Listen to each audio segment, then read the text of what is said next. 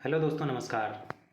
मैं महेंद्र माही पाठशाला चैनल में आप सभी का स्वागत करता हूं। दोस्तों, आज हम लोग इस वीडियो में कला एवं संस्कृति से संबंधित टॉप 20 क्वेश्चंस पर चर्चा करेंगे। दोस्तों, इस वीडियो के द्वारा आप लोगों को इस टॉपिक से रिलेटेड कैसे क्वेश्चंस पूछे जाते हैं इसका पैटर्न पता चलेगा।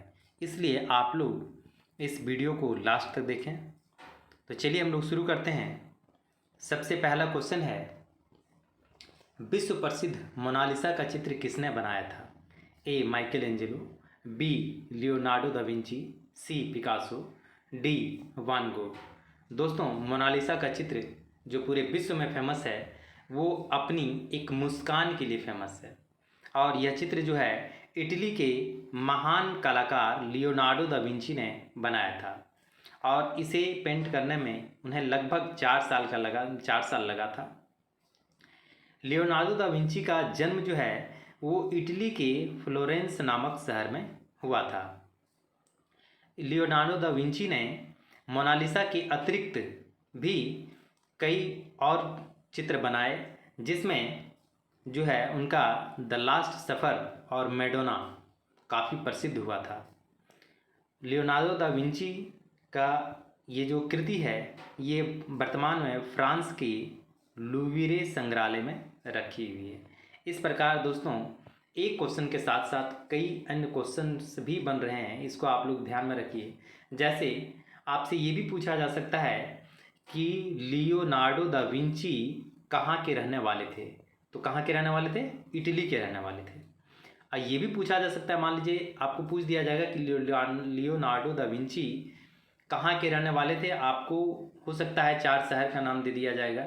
मान लीजिए पूछ लिया जाएगा, वाशिंगटन दे दिया जाएगा, लंदन दे दिया जाएगा, पेरिस दे दिया जाएगा, फ्लोरेंस दे दिया जाएगा, तो आप लोग फ्लोरेंस पे सही करेंगे। ये भी पूछा जा सकता है कि द लास्ट सफ़र और मैडोना किसकी कृति है? तो ये दोनों कृतियाँ भी लियोनार्डो दा विंची की कृति है। नेक्स्ट क्वेश्चन है, राग मियाँ की मल्हार के रचयिता किसे माना जाता है ना?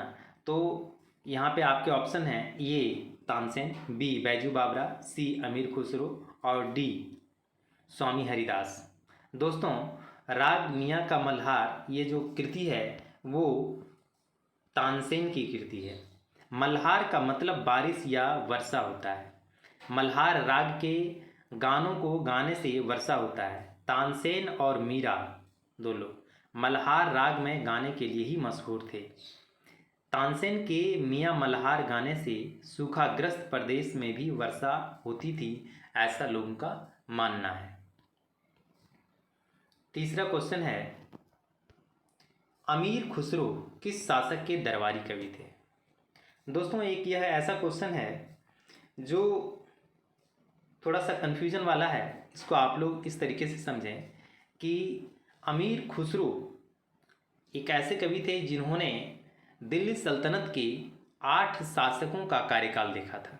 इसलिए जब ये क्वेश्चन आपसे पूछा जाएगा तो आप उसके ऑप्शंस को देखिए कि उन 8 शासकों में किस शासक का नाम है जो ऑप्शन में है, और अगर वैसा मिल जाए तो उसी पे टिक कीजिए। तो हम लोग भी यहाँ ऑप्शन के अकॉर्डिंग ही इसको देखेंगे। जैसे पहला ऑप्शन है कुतुबुद्दीन ऐबक, दूसरा है मोहम्मद बिन तुगलक, तीसरा है अलाउद्दीन खिलजी और डी है अकबर। तो इन चारों ऑप्शंस में अलाउद्दीन खिलजी ही हैं जिनके कार्यकाल में अमीर खुसरो थे। तो इसलिए इस क्वेश्चन के अकॉर्डिंग इसका आंसर क्या होगा?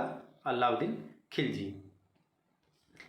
अमीर खुसरो, जिनका पूरा नाम अबू हसन अमीनुद्दीन अमीर खुसरो था, उन्होंने 8 सुल्तानों, कौन कौन? बलबन, मोहम्मद, कैकुबाद, जलालुद्दीन खिलजी, अलाउद्दीन खिलजी, मुबारक शाह खिलजी और गयासुद्दीन तुगलक, इन सभी का शासनकाल देखा था। अमीर खुसरो प्रथम मुस्लिम कवि थे जिन्होंने हिंदी शब्दों का खुलकर प्रयोग किया है। वह पहले व्यक्ति थे जिन्होंने हिंदी, हिंदवी और फारसी में एक साथ लिखा। उन्हें खड़ी बोली के आविष्कार का भी श्रेय दिया जाता है। साथ ही साथ अमीर खुसरो को हिंद का तोता कहा जाता है, अर्थात तूतिए हिंद कहा जाता है। भारतीय गायन में कव्वाली और सितार जो है वो इन्हीं की देन मानी जाती है। ये प्रसिद्ध सूफी हजरत निज़ामुद्दीन औलिया के शिष्य थे। इस प्रकार इससे कई क्वेश्चंस बनते हैं। जैसे मान लीजिए आपसे पूछ लिया जाएगा कि खड़ी बोली का आविष्कार किसने किया था, या खड़ी बोली का आविष्कार का श्रेय किसको दिया जाता है, तो उसका आंसर भी अमीर खुसरो ही होगा। दूसरी बात कि कव्वाली और सितार का आविष्कार किसने किया था, तो ये भी अमीर खुसरो की ही देन है। तीसरी बात ये कि अगर ये सवाल पूछ लिया जाए कि अमीर खुसरो किसके शिष्य थे, तो ये निज़ामुद्दीन औलिया के शिष्य थे। नेक्स्ट क्वेश्चन है, पश्चिम बंगाल में फर्श पर चित्रकारी का कौन सा रूप प्रसिद्ध है? आपके ऑप्शन है ए आयपना, बी रंगोली, सी अल्पना, डी कोल्लाब। दोस्तों, पश्चिम बंगाल में फर्श पर चित्रकारी का जो सबसे प्रचलित रूप है वो है अल्पना। अल्पना विभिन्न प्रकार के रंगों से बनाई जाने वाली भारत की प्राचीन सांस्कृतिक परंपरा और लोक कला है। इस कला में प्रयोग आने वाली सामग्री आसानी से हर स्थान पर मिल जाती है, इसलिए यह कला गरीब से गरीब परिवार में भी अंकित की जाती है। जैसे पिसे हुए चावल का घोल, सुखाए हुए पत्ते के पाउडर का रंग, चारकोल, जली हुई मिट्टी इत्यादि। इन्हीं परंपरागत आलेखनों से प्रेरणा लेकर अवनींद्रनाथ टैगोर ने शांति निकेतन में कला भवन में अन्य चित्रकला विषयों के साथ साथ इस कला को भी एक अनिवार्य विषय बनाया। आज यह कला शांति निकेतन की अल्पना के नाम से जाना जाता है। भारत के अन्य क्षेत्रों में अल्पना कई अलग अलग नामों के साथ मनाई जाती है, जिसमें एक रंगोली भी है। नेक्स्ट क्वेश्चन है कि निम्नलिखित में से युद्ध संबंधी नृत्य कौन सा है? ए कथकली, बी मेघालय का बंबू नृत्य, सी मयूरभंज का छऊ नृत्य, डी पंजाब का भंगड़ा नृत्य। दोस्तों, इसमें से जो युद्ध नृत्य है वो मेघालय का बंबू नृत्य है। यह नृत्य मेघालय के कुकी और नागा आदिवासियों के द्वारा मनाया जाता है। नेक्स्ट सवाल है कि सितार का जनक निम्नलिखित में से किसे माना जाता है? आपका ऑप्शन है ए तानसेन, बी राजू बावरा, यहाँ पे लिखा हुआ है लेकिन आप इसको बैजू बावरा पढ़ें, सी अमीर खुसरो, डी गुलाम अली खान। दोस्तों, इसके पहले ही हम लोगों ने चर्चा किया था कि कव्वाली और सितार जो है वो अमीर खुसरो की देन मानी जाती है, इसलिए इसका जवाब अमीर खुसरो ही होगा। सितार जो है वो वीणा और इनामी तंबूरा का एक मिश्रण है। इसका आविष्कार अमीर खुसरो ने किया था। वर्तमान में प्रमुख सितार वादक जो हैं वो पंडित रविशंकर, नलीन बनर्जी, विलायत खान, वंदे हसन, शहीद परवेज, उमाशंकर मिश्र आदि हैं। आपसे सवाल ये भी पूछा जा सकता है कि पंडित रविशंकर का संबंध किस चीज़ से है, तो आप सीधा उसमें जवाब दे सकते हैं सितार से है। इसी तरीके से नलीन बनर्जी, विलायत खान, वंदे हसन आदि का भी संबंध पूछा जा सकता है, तो आप उसमें सितार दे सकते हैं। नेक्स्ट क्वेश्चन है, गरबा लोक नृत्य किस राज्य में मुख्य रूप से मनाया जाता है?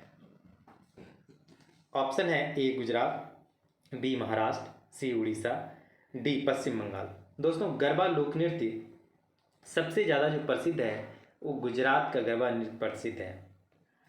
गुजरात में नवरात्र पर्व के दौरान 9 दिनों तक हर तरफ गरबा और गरबा की ही धूम होती है। यह गुजरात का पारंपरिक लोक नृत्य है, जिसे सौभाग्य का प्रतीक माना जाता है। नेक्स्ट क्वेश्चन है, अंतर्राष्ट्रीय स्तर पर प्रसिद्ध सूरजकुंड क्राफ्ट मेला हरियाणा के किस जिले में लगता है?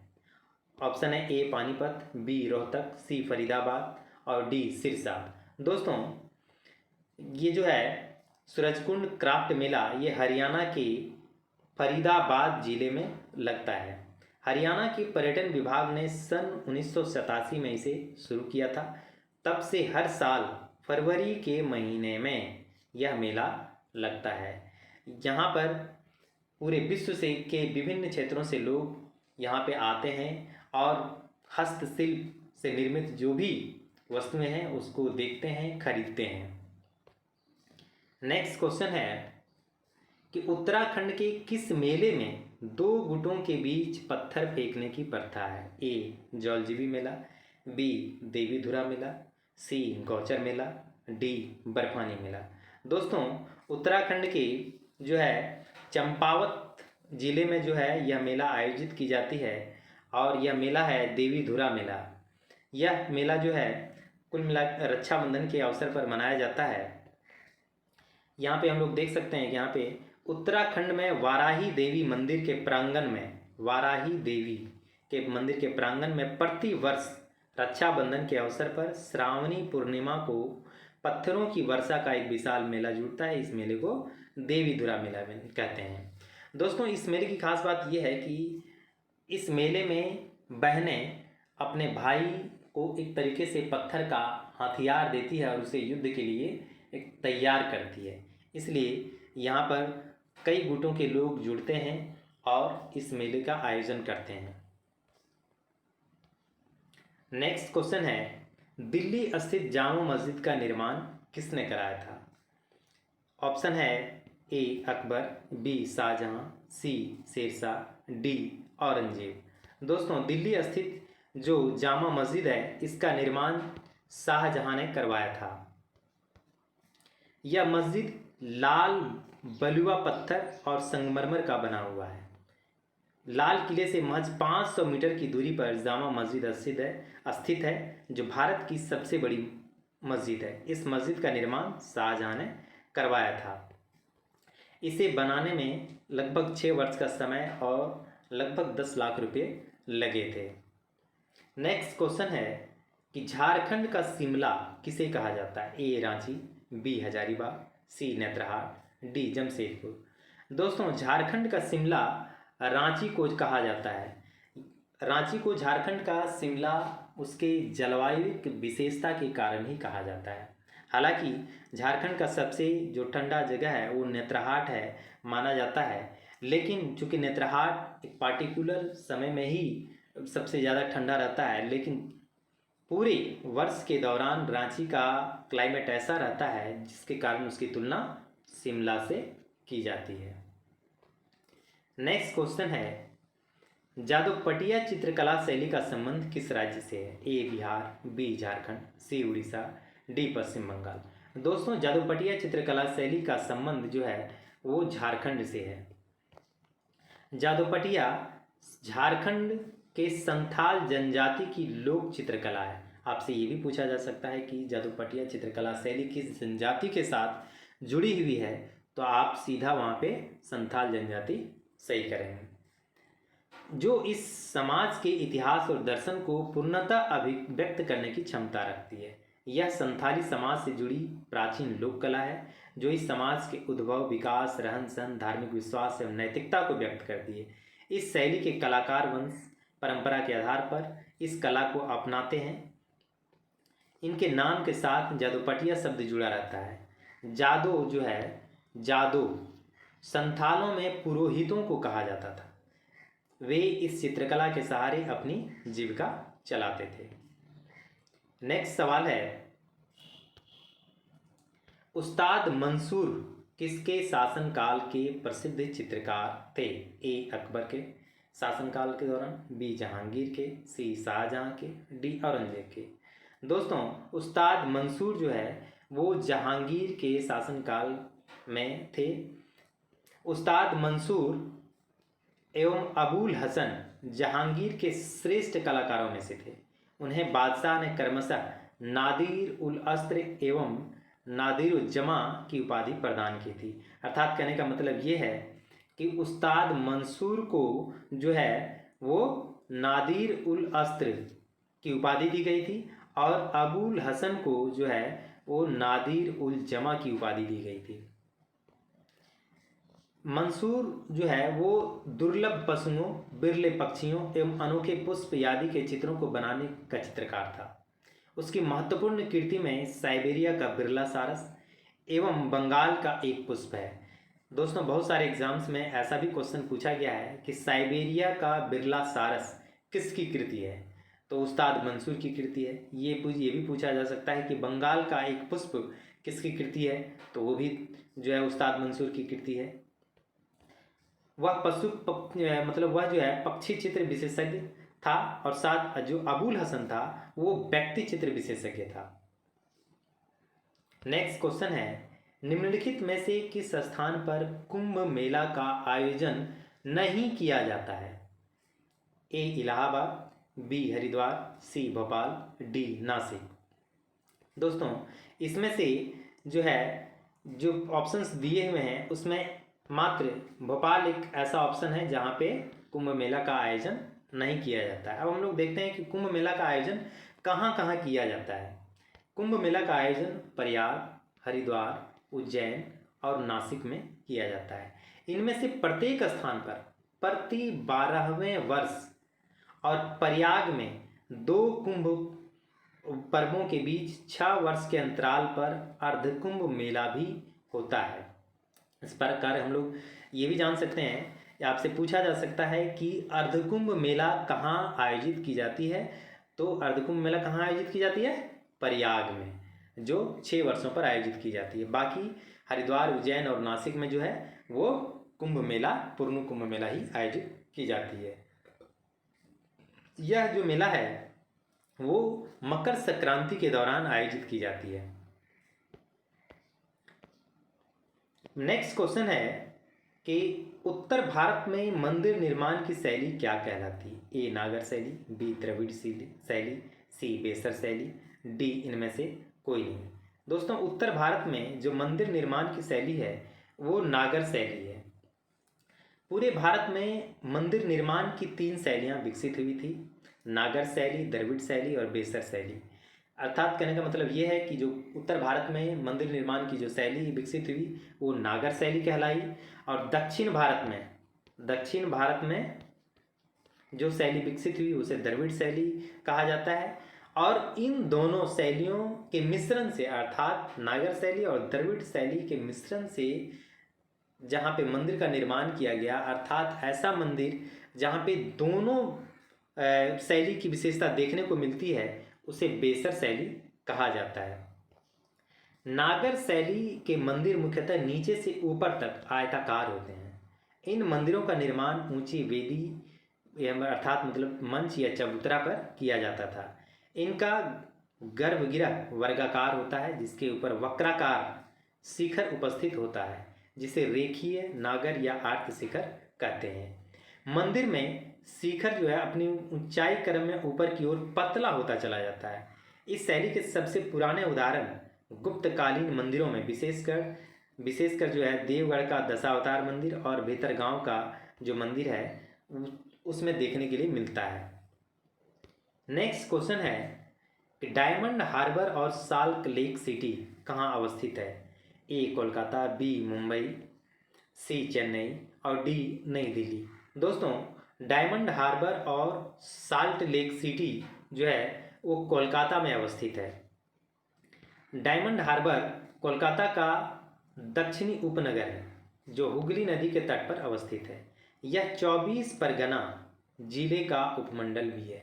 इस उपमंडल का क्षेत्रफल 1283 वर्ग मील है, जिसमें से 907 वर्ग मील क्षेत्र में सुंदर वन फैला हुआ है। डायमंड हार्बर के निकट ही हुगली नदी बंगाल की खाड़ी में मिलती है, इसलिए डायमंड हार्बर का जो लोकेशन है वो बहुत ही खूबसूरत है और इसीलिए यह ज़्यादा फेमस भी है।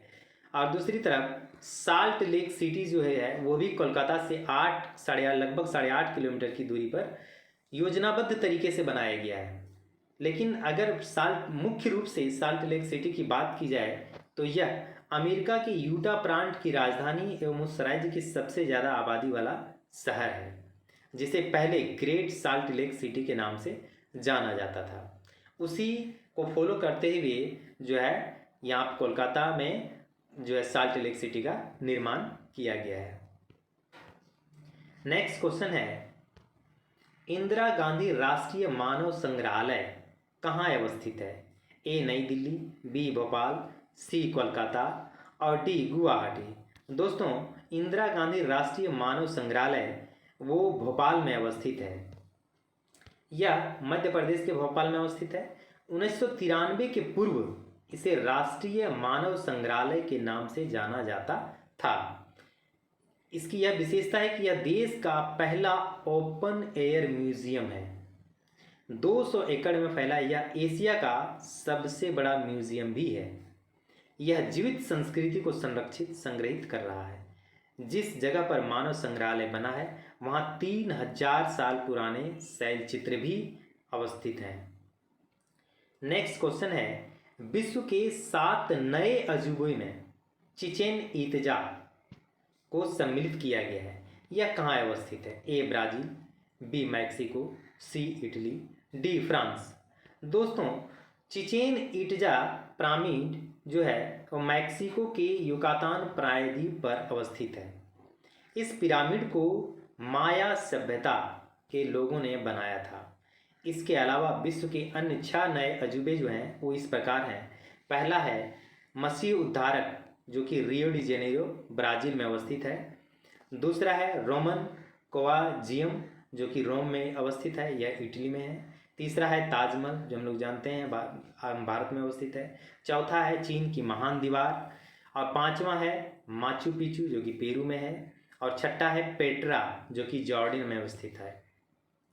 नेक्स्ट क्वेश्चन है, कोणार्क का जो मंदिर है वो किस राज्य में अवस्थित है? ए पश्चिम बंगाल, बी उड़ीसा, सी आंध्र प्रदेश और डी कर्नाटक। दोस्तों, कोणार्क जो कि एक सूर्य मंदिर है, सूर्य देवता को समर्पित है, यह उड़ीसा में अवस्थित है।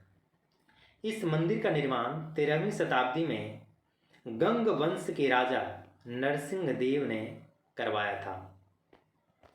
और नेक्स्ट द लास्ट क्वेश्चन है, कलमकारी लोक कला का संबंध किस राज्य से है?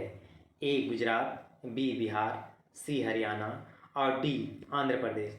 दोस्तों, कपड़े पर चित्रकारी करने की इस कला को प्राचीन काल में तेलुगु भाषा में वृथा पानी कहते थे।